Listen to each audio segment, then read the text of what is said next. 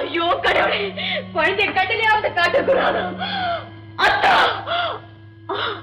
அக்காவை பாத்தீங்களா? பார்த்து பேசுறதெல்லாம் கேட்டு குழந்தை பாசனால கிடைக்கிற கோலத்தை பாருங்கத்தா. கவலைப்படாது, அன்னைக்கு துன்பமெல்லாம் அனல்பட்ட பனி போல பறந்தோட போகுது. குழந்தை இருக்கிற இடத்த நான் கண்டுபிடிச்சிட்டீங்களா?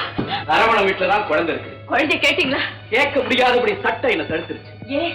குழந்தையை வளர்க்கிற பொறுப்பை என் அண்ணன் அவனுக்கே எழுதி கொடுத்திருக்கிறார். பெத்தவ பைத்தியமா இருக்கிற விவரத்தை சொன்னீங்களா? சொன்ன பணம் இல்ல. சட்டமும் வாதமும் எதிரா இருக்கலாம். உங்க வலிமை கூட சுத்திடுச்சு. வெக்கத்தோட என் தோல்வி யோசிக்கிறேன். இப்படி நடக்கும் எனக்கு முன்னாலேயே தெரியும். உன்கிட்ட சொல்லி ஒரு பரபரப்பு உண்டாக்க கூடாதுன்னா வடியிலேயே மடக்கி குழந்தையை கொண்டு வரதுக்கு ஆட்கள் அனுப்புனேன். அப்படியா? ஆச்சரியமா இருக்கு. இதை விட ஆச்சரியம், தோல்வியே கண்டுராத ஆட்கள் அவங்கிட்ட தோற்று வந்ததுதான். அவ்வளவு வலிமையானவனா? ஆமா. இதை நீங்களே சொல்லலாமா? எதிரியின் வலிமையை எடை கூட தெரியலன்னா ஏமாற்றத்துலதான் முடியும். உங்களால முடியாத காரியம் இனி வேற யாரால செய்ய முடியும்? உன்னால. கேவலம் பெண் அல்ல, தீ. என்ன?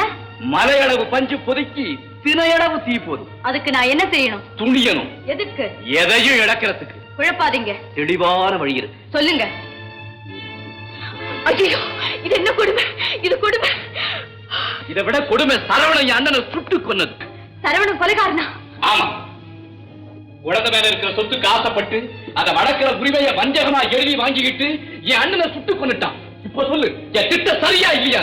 ஒரு பெண்ணின் மனநிலை புரிஞ்சுக்காம பேசுறீங்களே. ஒரு குழந்தையுடைய மறுவாழ்வை சிந்திக்காம நீ பேசுறியே. ஒரு முறை கறந்தப்பா மறுபடியும் சேர முடியுமா? வாத திறமையை சோதிக்கிறதுக்கு இதுவெல்லாம் நேரம். குழந்தையினுடைய வாழ்வுதான் முக்கியம். ஒரு பொண்ணுக்கு இதை விட பெரிய சோதனை இருக்க முடியுமா?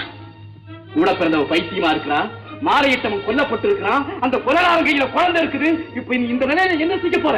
சொல்லு சொல்லு. நிறுத்துங்க. நீ சம்மதிக்கிறேன். 15ஆம் தேதி முகூர்த்தத்துக்கு சோபிதமான நாள்.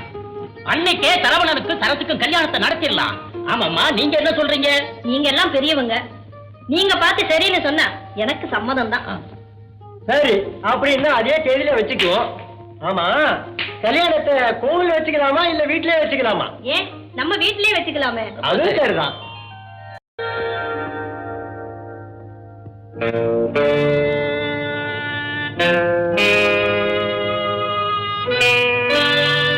உன் பேர் என்ன? ராணி. உன் பேரு? அம்மா. இந்த பொம்மை குட்டினா நீ நல்ல அம்மா. அப்படியா? இந்த பொம்மை உனக்காகத்தான் வாங்கிட்டு வந்திருக்கேன். என் கூட வந்தேன்னா இன்னும் எவ்வளவு பொம்மை வேணாலும் வாங்கி தரேன். வரியா? வரேன். இந்த பொம்மையை கொடு. இந்த வச்சுக்க. எல்லாம் நல்லபடியா முடிஞ்சிடுச்சு. இதே போல இருந்து கல்யாண காரியத்தையும் முடிச்சு வச்சிருங்க. என்ன தங்கச்சி இப்படி பிரிச்சு பேசுற? அந்த கவலை உனக்கு வேண்டாம், அதுக்கு நாங்களாச்சு. ஏது பொம்மை யாரு கொடுத்தா? நான் தான் கொடுத்தேன். ஏன் அங்கேயே நின்னுட்டேன்? வந்து உட்காரு. நான் உட்கார்றதுக்கு வரல. அப்படின்னா நீ யாரு?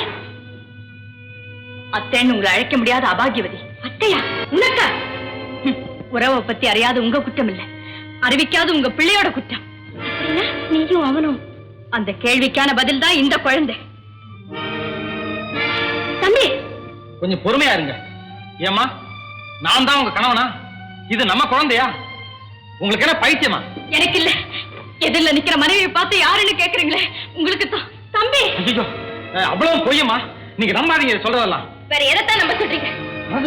அத்தா, ஒரு பெண் எவ்வளவு பெரிய பொய் வேணாலும் சொல்லுவா, ஆனா தன் கற்பு சம்பந்தப்பட்ட விஷயத்துல மட்டும் பொய் சொல்லவே மாட்டான். சொல்றேன் தம்பி, நம்ம 4 பேருக்கு முன்னால குற்றத்தை ஒப்புக்கொள்ள கூச்சப்படுது அந்த புள்ள. அப்ப வாங்க போவோம், அவங்களுக்குள்ள ஒண்ணா மண்ணா போயிடுவாங்க. இல்லங்க, போகாதீங்க. தயவு செய்து நான் சொல்றத கேளுங்க. இல்ல தம்பி, இது உங்க குடும்ப விவகாரம். ஏதோ எங்க மனசுல பட்டதை சொன்னோம். இனிமே கவனிக்க வேண்டியது உங்க பொறுப்பு. நாங்க வர்றோம் தம்பி. யாரையும் நம்ப முடியலப்பா. டேய் தம்பி, 4 பேர் சிரிக்கிறபடி செய்துட்டீடா. அம்மா, இந்த அம்மா ஏதோ சூழ்ச்சி செய்யறாங்க. அப்படின்னா நீ நான் நம்பணும் இல்லையா? பெத்த பிள்ளை நான் சொல்றது பொய், இந்த பேய் சொல்றது மெய்யா? ஓஹோ, பெத்த பிள்ளைங்கிறதுக்காக நியாயத்தை கொல்ல சொல்றீங்களா? ஐயோ சாசு, ஒரு நாள் அதிர்ச்சியிலே இப்படி உருகி போறீங்களே, வருஷம் பூரா அனுபவிக்கிற எனக்கு எப்படி இருக்குன்னு சிந்திச்சு பாருங்க. உண்மையை சொல்றியா இல்லையா? இனிமேல என்னால பொறுக்க முடியாது. சொல்றியா இல்லையா? சொல்றதுக்கு இன்னும் என்ன இருக்கு? நான் நிரபராதிங்கிறத எப்படி நிரூபிக்கிறதுனே தெரியலையே. அம்மா, நேற்றுக்கு ஒரு ஆளு குழந்தை கேட்டுட்டு வந்தாங்க. நான் தான் அனுப்பி வச்சேன். என்ன? நான் நேர்ல வந்தா உங்க மனசு புண்படுற மாதிரி ஏதாவது நடக்குன்னு எதிர்பார்த்துதான் அவரே அனுப்புனேன். அவர்கிட்ட குழந்தைய கொடுத்திருந்தா இந்த குழப்பமே வந்திருக்காது. என்ன அருமையான நடிப்பு. இது உன் குழந்தை தானே?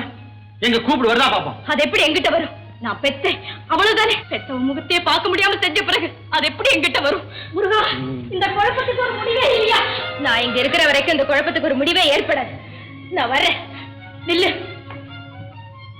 போக வேண்டியவன் நீ இல்ல, நான் தான். அக்கா, தங்கச்சி, சத்தியமா சொல்றேன், உன் வாழ்வை பறிச்சு நான் வாழணும்னு ஆசைப்படல. என் குழந்தைய கொடுத்துட்டா நான் போயிடுறேன். இல்ல, இருக்க வேண்டியவங்க நீங்க தான், போக வேண்டியது நான் தான். யாரும் போக வேண்டாம்.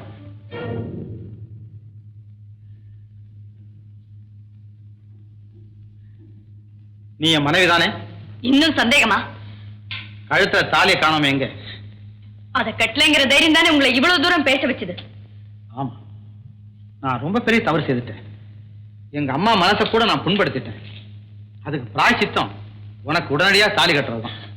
ஐயோ, வேண்டாம் வேண்டாம். ஏன், நீ என் மனைவி இல்ல? ஊராருக்கு தெரிய வேண்டாம்? இந்தா. இல்ல இல்ல, எனக்கு இன்னும் கல்யாணமே ஆகல. யார் சொன்னா? நம்ம 2 பேருக்குமா குழந்தை பிறந்திருக்கு. அம்மாவுக்கு முன்னாலே இப்பவே தாலி கட்டுறேன். ஐயோ, என் வாழ்வையே கொண்டாடாதீங்க. யார் சொன்னா? உன்னை வாழ வைக்கத்தான் இந்த தாலியை கட்டுறேன். இதை கட்டினீங்கன்னா என் மானம் மரியாதை எல்லாமே போயிடும். அட பைத்தியம், ஓ மானமும் ஏமானமும் இந்த தாலியில தான் அடங்கியிருக்கு. இன்னைக்கு எப்படியும் உன் கழுத்தை நான் தாலி கட்டி ஆகணும். இந்தா. ஐயோ, அம்மா அம்மா, என்னை காப்பாத்துங்க, என் மானத்தை காப்பாத்துங்க. அம்மா, அடாதே, எழுந்து, பதறாதே.